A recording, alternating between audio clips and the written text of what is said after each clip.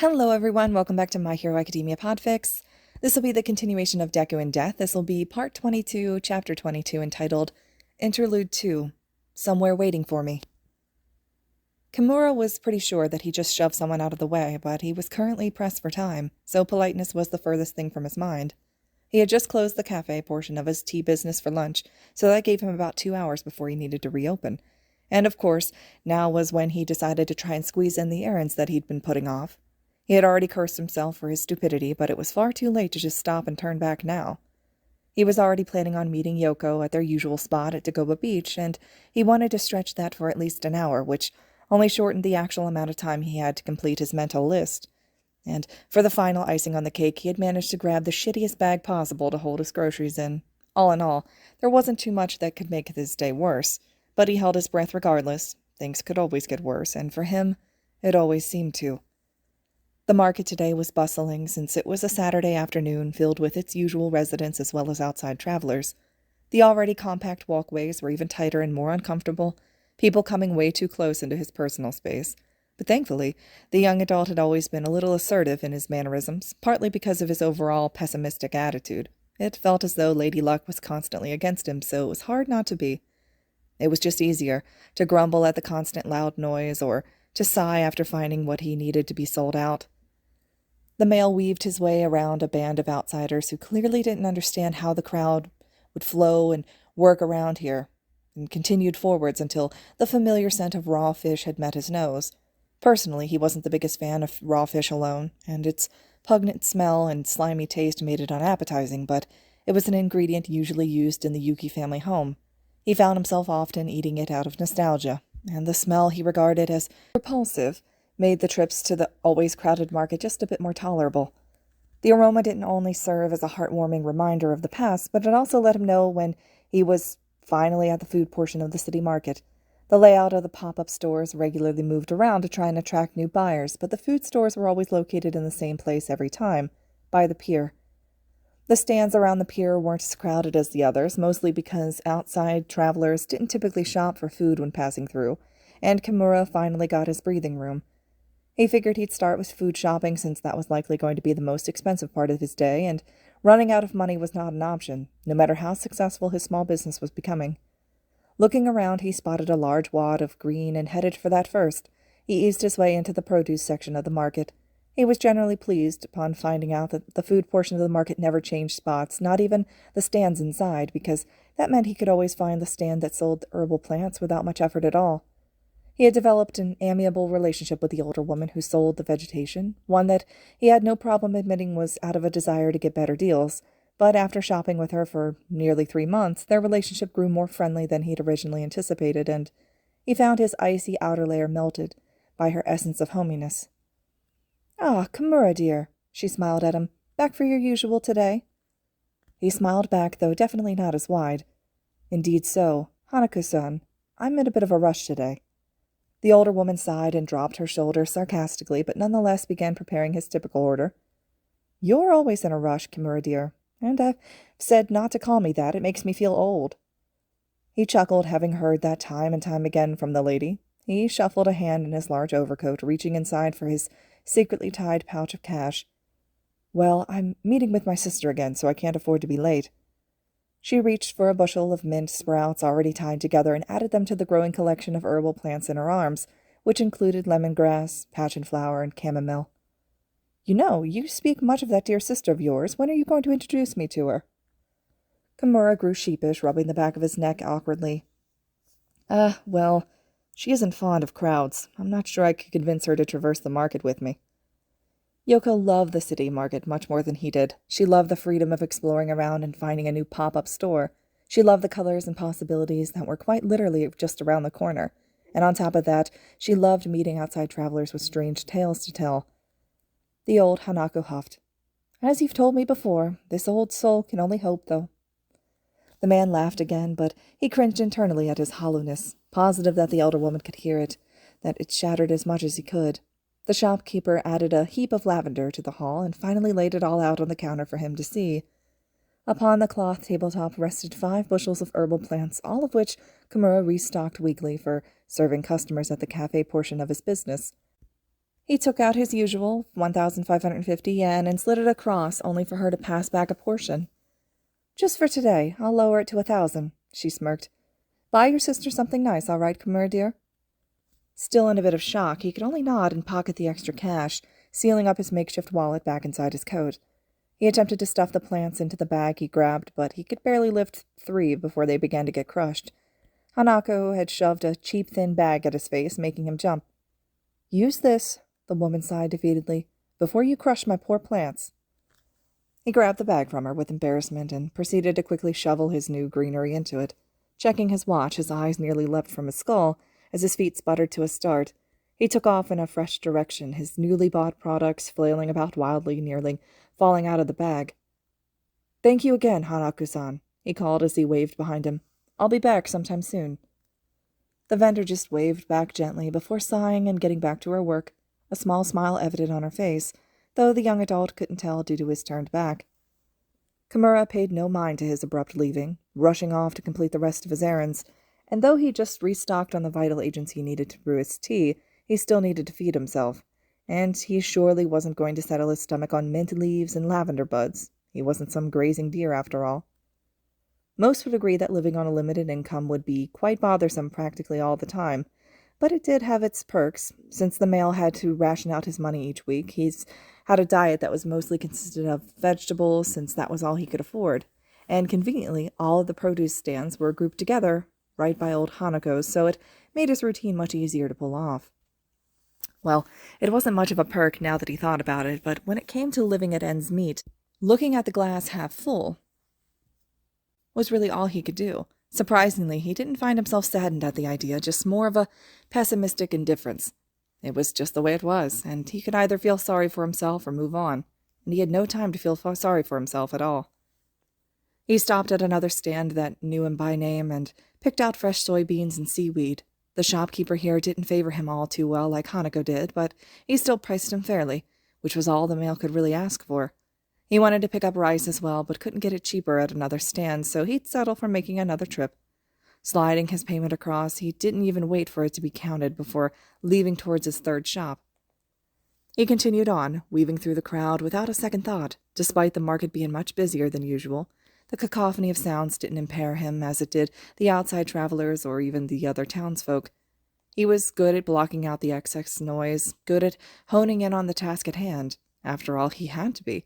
Surviving alone was hard enough, but living with the desire to succeed past his lineage gave him a hefty goal and almost no way of achieving it.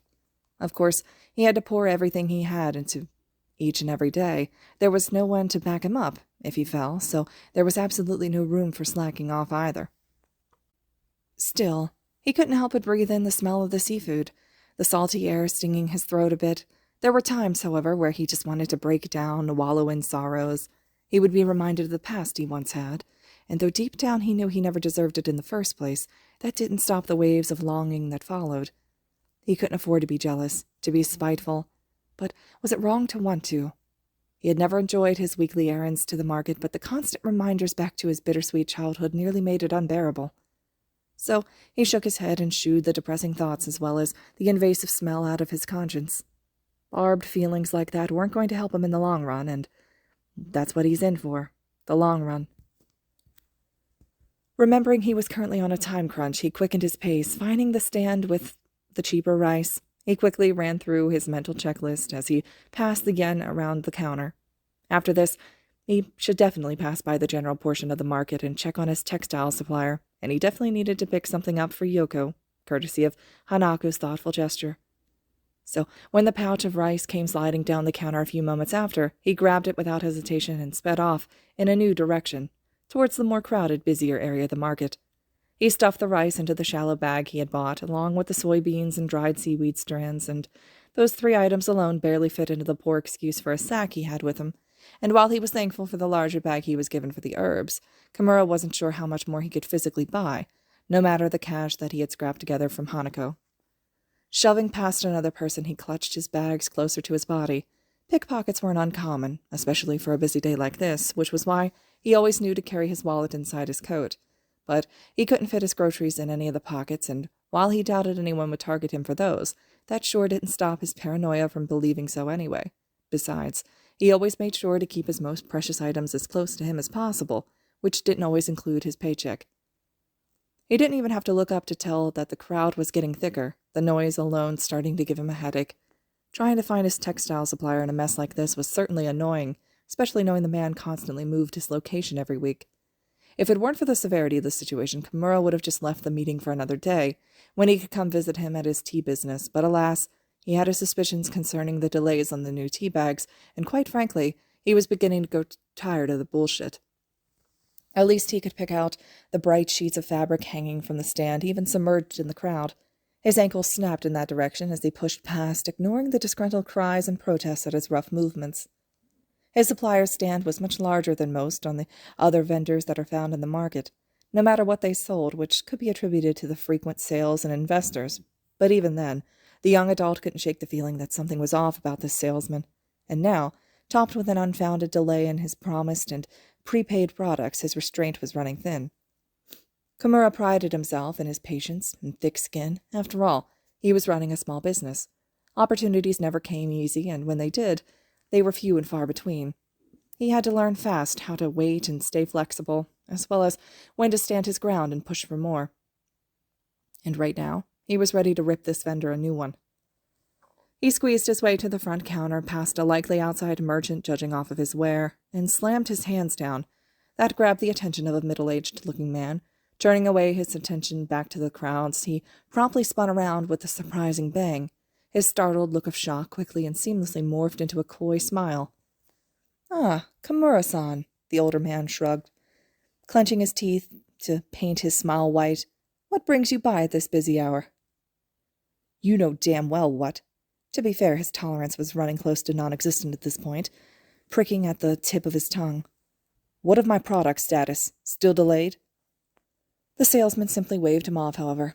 Unfortunately so. The shipment's coming from China, after all, and you know how their waters can be. A bit rocky, to put it nicely." The white-haired man gripped his fists hard, the icy outer layer beginning to leak into the air around him. The man was getting on his nerves, but he couldn't afford to lose his cool, especially in a crowded public area like this. His friendly reputation amongst his current and potential customers would be squandered, and he'd be doing much more than putting his starting business in jeopardy. After all, the imbecile in front of him was a well-respected textile merchant that was responsible for a good portion of the shipments from neighboring countries. And while he couldn't quite agree on the well-respected part, the city certainly did. And he did not want to be ostracized from another place that he was starting to grow familiar with. So he took a deep breath, letting his anger seethe out of him, and the warmth of the chilling atmosphere he was beginning to create. He leaned in close, pushing against the counter, and got right up and close and personal to his supplier. His voice dropped down to a whisper so quiet it couldn't be heard amongst the chaos of the mass around them. But his breath practically tickled the hair of its recipient, slithering its way into his ear like an unwanted parasite. "Listen to me and listen to me well, Hisoka." Kimura didn't even bother with honorifics. The man in front of him didn't deserve them anyway. He was so close to grabbing him by the collar and lifting him off the ground, but he settled for gripping the table harder. He wouldn't put his hands on the merchant. He wasn't an idiot, but he very well could if he wanted to. The young adult wasn't just about 6 feet tall, and he towered over the rest of the population with ease. His ginormous height alone gave him enough of an intimidation factor, so he refrained his anger from turning physical. Sometimes he had himself wondering why exactly he entered the tea business anyway, when he looked the way he did. "Just because I run a newborn business does not make me any more exploitable than your other fools," he hissed, a sadistic part of him enjoying the control he finally seemed to have over a portion of his dreary life. "And I certainly know that shipments come from across the East China Sea. They don't take 3.5 weeks, even if there's a delay." And this was most certainly not a bluff. While Kimura may not have been the most talented, he certainly was educated, and even after being exiled from the slightest hints of his family, he never let his excellence slip, constantly repeating and rewriting his notes from the lessons he remembered, and from those he was able to take with him, reviewing old lessons with Yoko, and even having her share some new ones with him.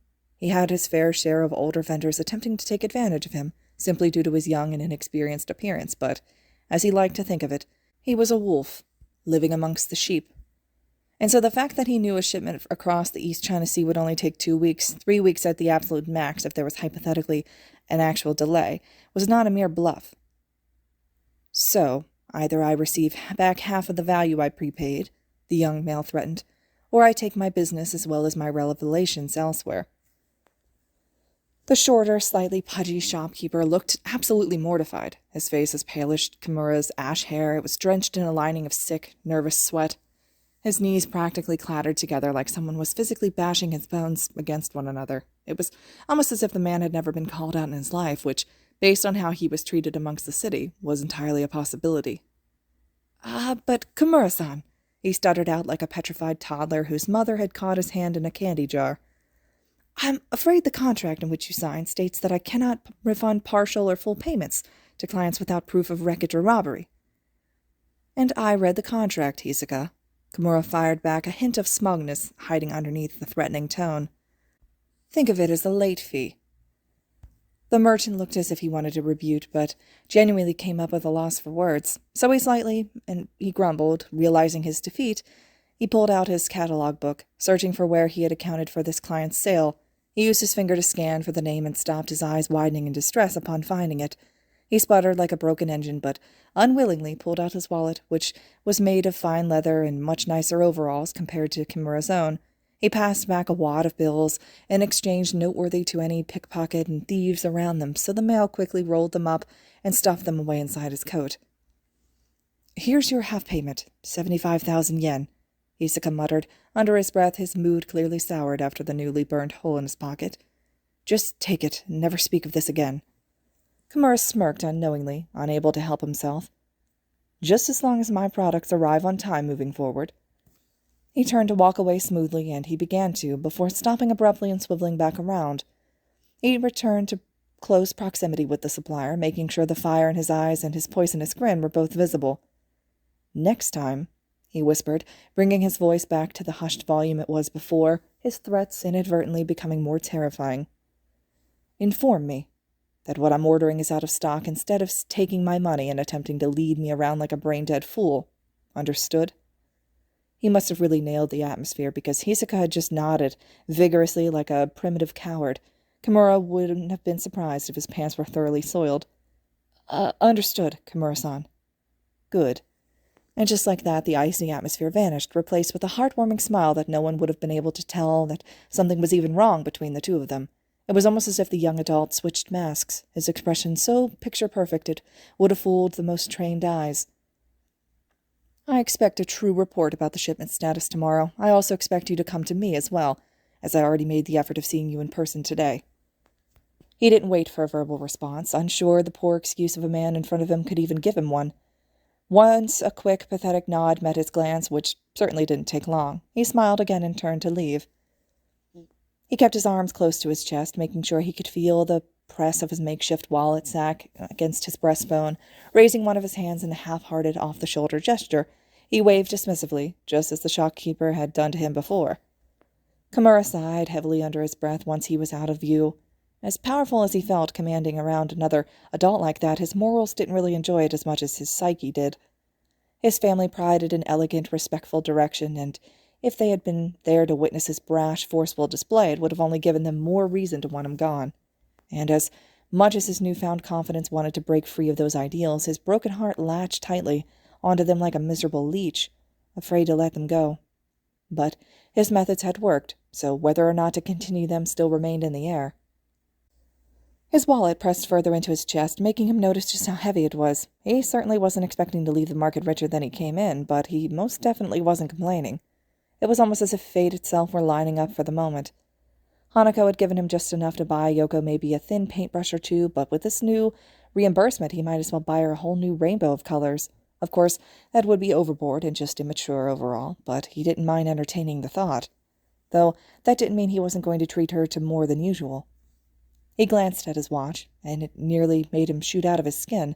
He was supposed to meet his sister in less than 10 minutes, and there was no way he was going empty-handed, so he raced from the plaza hoping to find his way out of the general goods area and to the stand that always supplied him with gifts for Yoko.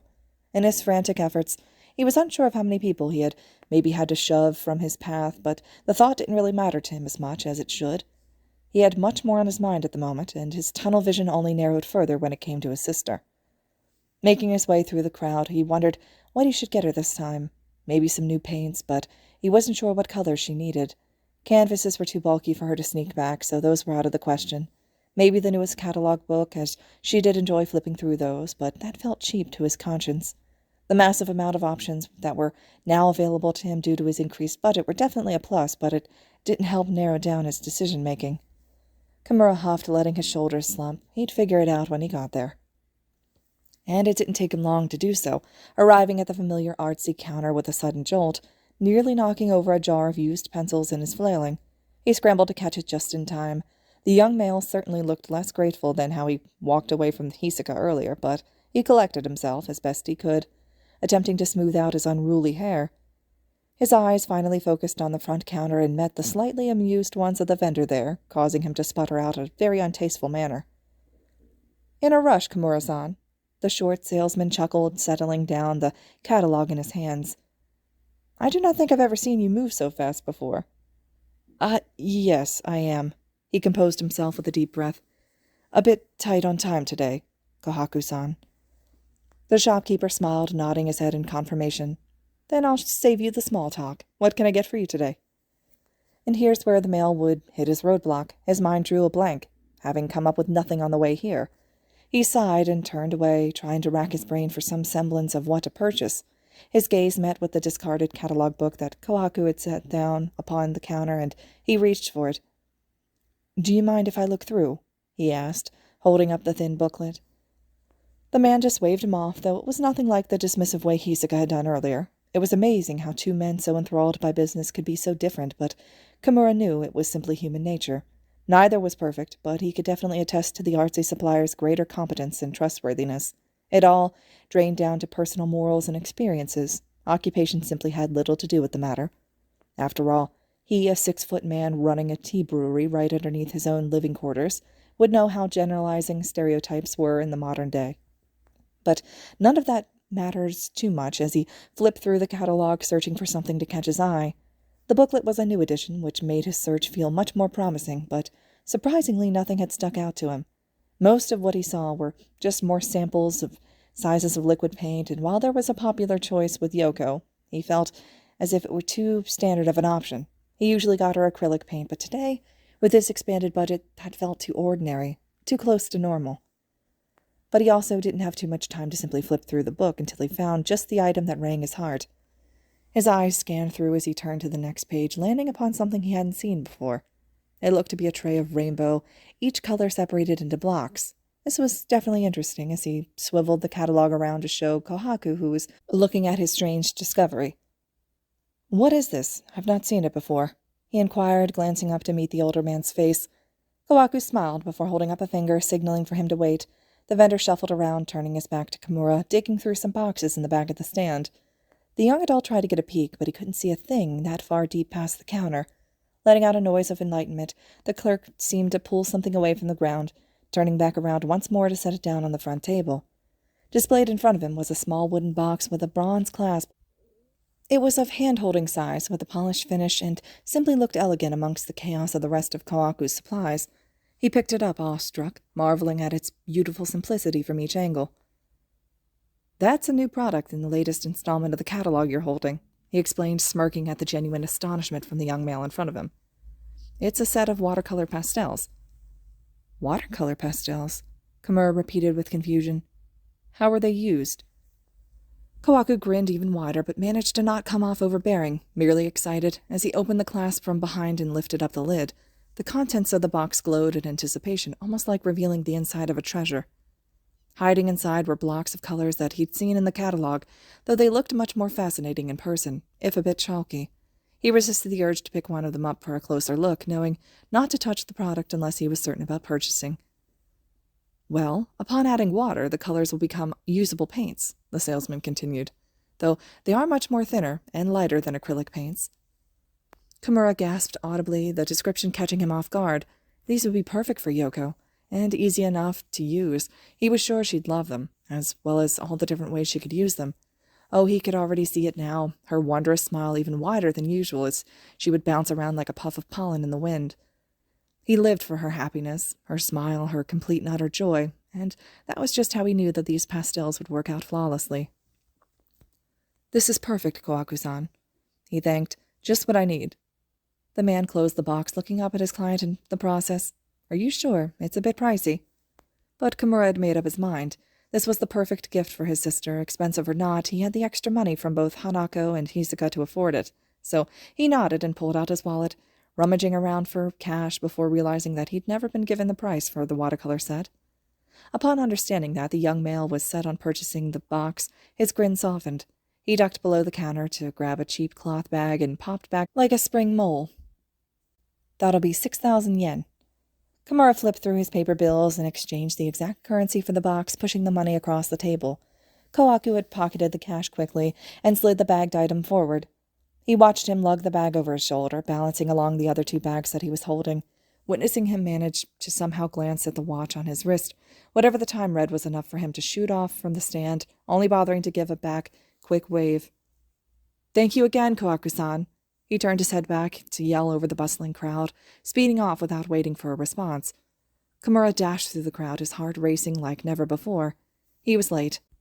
He was only ever over the designated time by a few minutes, but that was a few minutes more that Yoko spent alone. A few more minutes he lost with her. His movements grew extra hasty and even more forceful than before. He clutched the many bags closer to his body, not wanting to bang them against stray travelers and damage their contents. Did he care about hitting someone by accident? Not really, as his sister took much higher of a priority than some random stranger on the street, and he was more concerned about the goods that he had just paid for than inadvertently bumping someone around him, as apathetic as that sounded in his head. He mentally debated whether or not to drop off his grocery bags at his home. Sure, lugging around 1 bag with watercolors in it was not much different or easier than the 3, but it was the other 2 that were filled practically with only food. He knew this part of the city like the back of his hand, which meant that he also knew his business house hybrid was in the opposite direction. If he really made the detour to go back home just to drop off his groceries, he'd only be wasting more time as well as making Yoko wait. Besides, he barely had an hour left of his lunch break. He couldn't afford to lose any more time. So, with a reluctant sigh, he continued forward, cutting through the mass of people on his way to the plaza edge. His luggage had flopped around with every rush step he took, but there wasn't much he could do about it. The afternoon had only gotten later and the streets even more filled than before, making travel through them much more difficult than he planned. And Kimura really despised crowds with a cold, unrelenting passion. He hated the close proximity, the radiance of body warmth, the feeling of stray breath on his skin. That was all the more reason for him to escape the chaos of today's shoppers, sooner rather than later. Finally, he stumbled into a break in the crowd, taking the opportunity to catch his breath. He looked around, just trying to confirm he was headed in the right direction, hoping to spot some sort of landmark he was familiar with. People were swimming around him in all directions, clogging his focus and perception, but Kimura shook himself awake, redirecting his attention to a tall standing post clock near him. Despite only reminding himself how late he currently was, he felt a recognition click within him. He'd seen this structure before, remembered its awkward positioning from when he walked the plaza alone at night. It was oddly placed off-center from the sidewalk that snaked around the edge of the cobblestone plaza, but that strange detail made it stick out. The male headed towards it, finding his sense of direction once more. Stepping onto the raised sidewalk, he was able to get a much closer look at the clock. It was definitely the one he assumed it was, and that gave him the needed refreshment of his surroundings. The clock stood adjacent to an alleyway entrance, one that Kimura used sometimes to avoid crowded streets. It was connected to a series of alleys that ran along the city. It was perfect for a withdrawn, closed-off individual such as himself, and he found himself using them more often than he'd like to admit. He glanced at the chaos that usually was engulfing the plaza, and the streets were filled with travelers, all taking and buying things. He would be much better off taking the alley path than trying to sift through all that. Not only would he avoid the close quarters that easily made him uncomfortable, but he'd be able to cut past the crowd and reach the beach even quicker. Plus, he was quite familiar with how to traverse these back roads, so he wouldn't have to worry about getting lost. As for encountering someone shady, well, Kimura didn't want to think about that, as immature as that sounded to his conscience. Making his decision, he skidded to a turn and entered the mouth of the alleyway. He held his bags close like a paranoid mother as he let the darkness swallow him whole. Avoiding scraps of trash and discarded planks of woods, the young adult weaved his way down to the end of the alley and turned into another. He could feel the blood pounding through his veins, his body unused to exerting so much energy in one moment. But he desperately wanted to arrive as fast as possible, especially after losing enough time already. He probably looked like a lunatic, frantically rushing down the poorly lit paths between buildings. But he quite frankly didn't care. After all, who would even see him while racing through these alleys anyway? Then there was some shuffling, enough to make a trash can fall over on its head, clang to the ground. But that was the thing. He only heard it. There was no fallen trash that he could see visually for him to match the sound with, so he stopped running and confusedly looked around, trying to hush his panting in order to strain his ears. Now that it was quiet, he definitely heard more shuffling that followed the crash, but it was too muffled to be coming from his alley. He could barely make out the sounds, the busy streets just outside, the secretive paths that still flooded with people and cacophony of sounds. It was probably just a rat, then. They often wandered the dim alleys like he did. It probably just knocked over the can in search of food and was shuffling around in scraps that had escaped. Kimura just kept telling his mind that, as he moved to continue on his way towards the beach. But oddly enough, it didn't stick. It was the most logical explanation, so why did he feel so uncomfortable with it? Then there was a muffled cry, young, small, and female. His head shot in that direction, and without a split second more, he rushed towards it, trying to find its origin.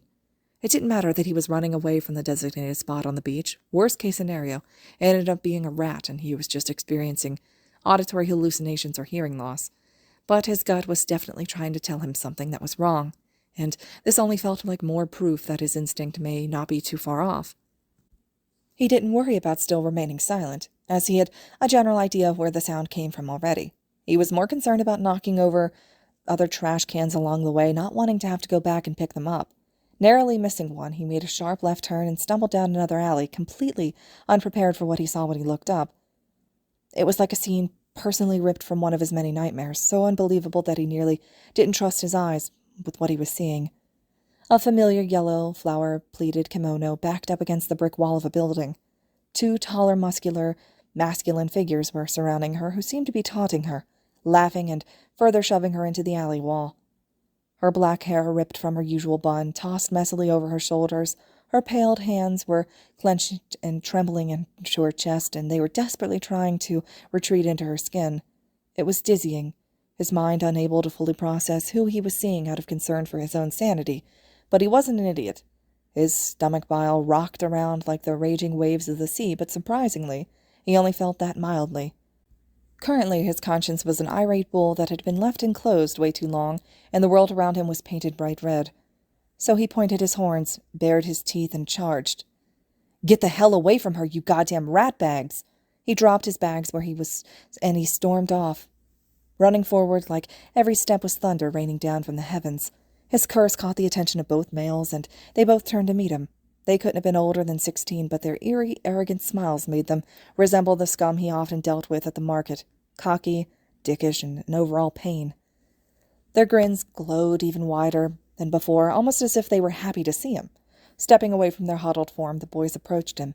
Even though they were probably only 5 or so years younger than them, their builds were much more stocky than his own, though it simply could have been his abnormally lanky form, as he was often told that he was merely skin and bones, despite the little he could do to change it.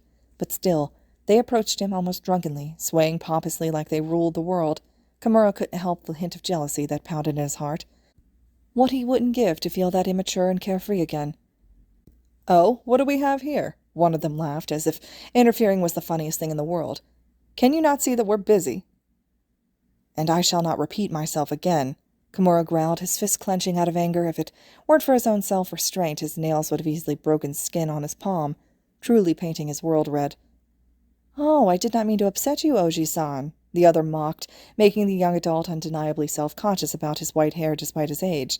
The two teens laughed together, just egging each other on. "Please, don't tell on us. We'll be better, I promise." But he ignored the uncomfortable feeling pulling in his gut, and relentlessly continued forward, only stopping when he was right up in their personal space. He stared them both down from above, still towering over them with his intimidating height. He refrained from saying anything more as he held true to his words that were previously spoken. The boys were still chuckling, finding the situation absolutely hilarious. The first one that spoke leaned up into his face, a smug smirk smeared into his lips. "Yeah, Oji-san, you should go back home before your kneecaps give out on you." The statement couldn't be finished, however, as the boy that had said it went crashing to the ground. He rolled over, dazed, before the other managed to pull him back to his feet. His nose was leaking blood, a thick stream trailing down his red, irritated face. Eyelids fluttered as if they were attached to weights desperately trying to stay open. Kimura's world ended up being physically painted red by his own hand, but he found himself uncaring in the moment. His knuckles covered what was thankfully not his own, but still red. All he needed was to take a menacing step forward, his dirty fist still closed, for the two boys to be spooked. They backed away fearfully, not expecting a powerful hit from such a frail-looking person, and the young adult didn't look worn or even fazed by the hit at all, robotically glowering towards them like a veteran soldier. His atmosphere must have been thoroughly terrifying both, because after barely a few seconds of locking eyes, they scrambled off, one helping the other away. Thankfully so, as he wasn't sure whether he could throw another punch or even half that strength. He wasn't sure where that monstrous blow came from, but it was likely due to his raging adrenaline, meaning it would be hard to recreate even a moment after.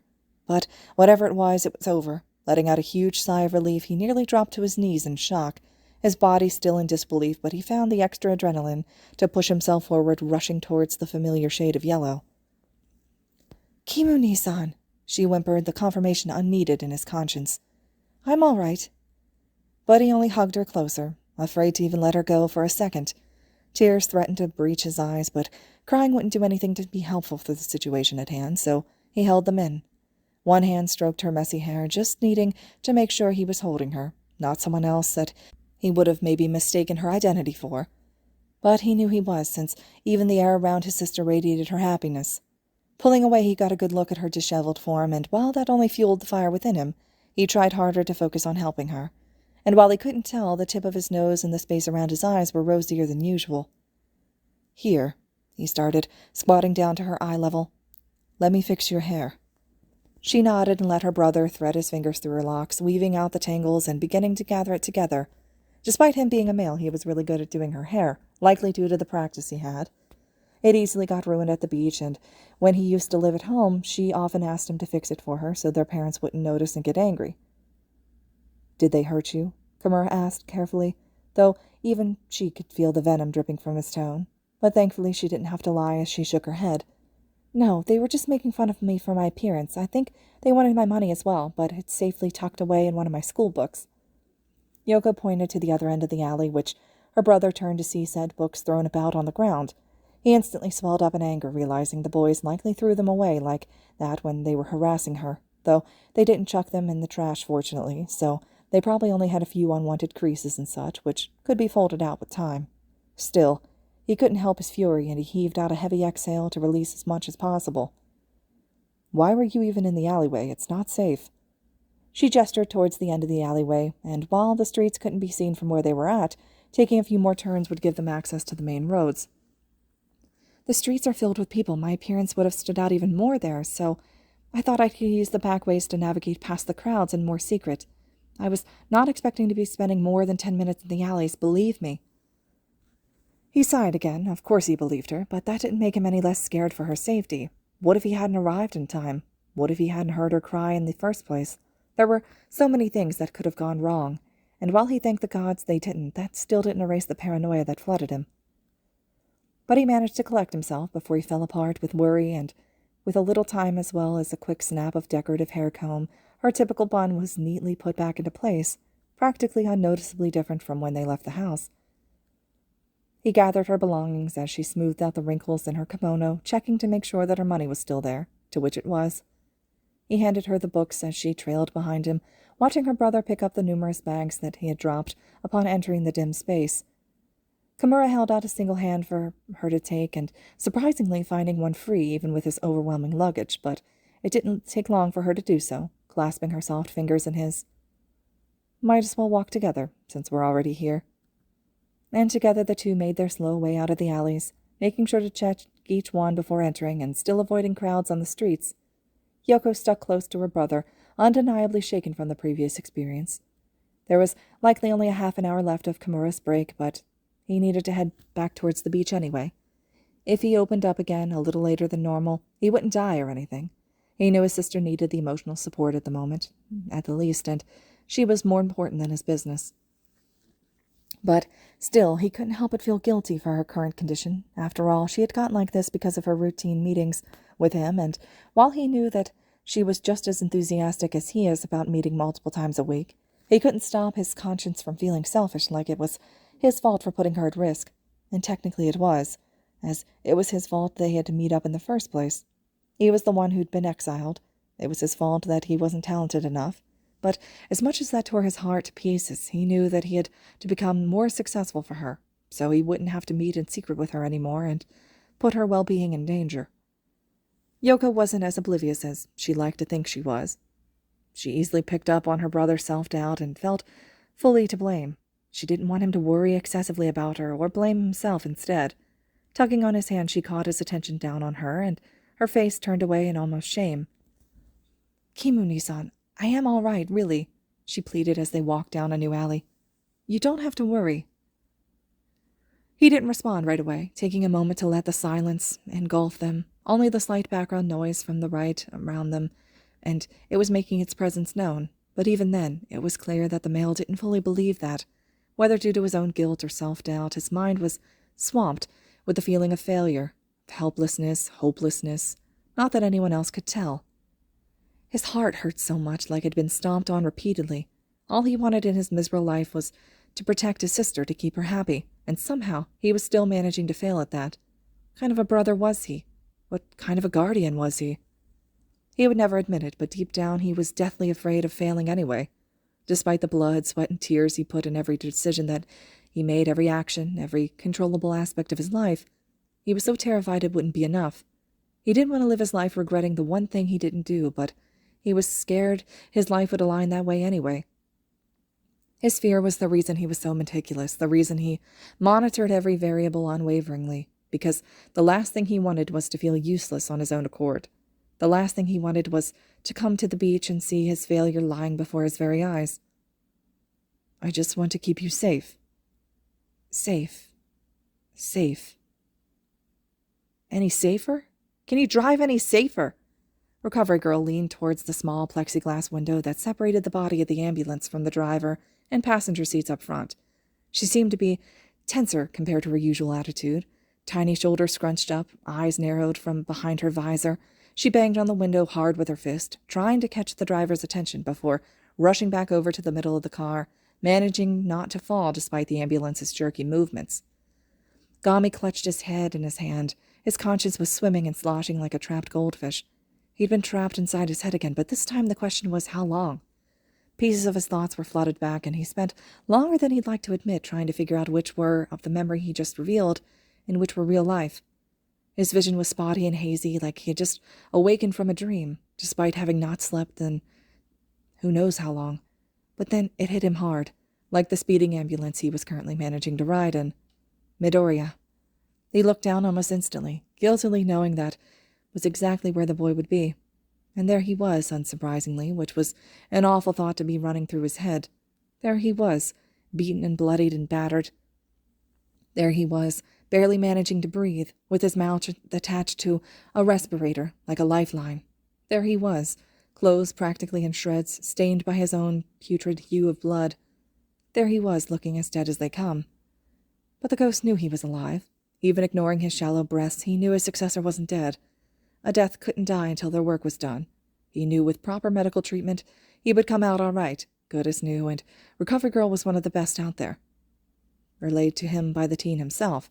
Still, the spirit felt himself collapse upon seeing Midoriya as such, and his body gave out on him as if he were the one with the injuries, and yet he couldn't find the energy to lift himself back up. Sure, the boy would be all right, he knew that, but that didn't negate the fact that it was his fault. He couldn't do anything to help, and his friend was left to fight practically all alone. Gami had failed him, and the injuries were entirely his own fault. The transparent man felt his icy exterior crumble at his internal realization, falling to pieces along with his broken spirit. The sight of his own successor only served to worsen his state, his unconscious form a reminder of how useless he truly was. He hadn't done enough. He could never do enough, and now Midoriya was paying the price for it. Gami gripped the edge of the stretcher tightly, resting his head on the cold metal railing. He clenched it so hard between his bony fingers, feeling the metallic chill sweep through him. But he couldn't focus on anything he was physically feeling, not when the overwhelming rush of guilt quashed all his senses. Something fell on his lap, then again, then something more, but he couldn't tell what they were to his blurry vision being so bad. Or maybe he didn't want to admit what they were. Maybe he just wanted to pretend like they weren't there at all, and eventually forget the moment altogether. He couldn't remember the last time he had shed tears anyway. Alright everyone, this concludes Chapter 22 of Deku and Death. Chapter 23 will be next, and as always, thank you all so much for listening.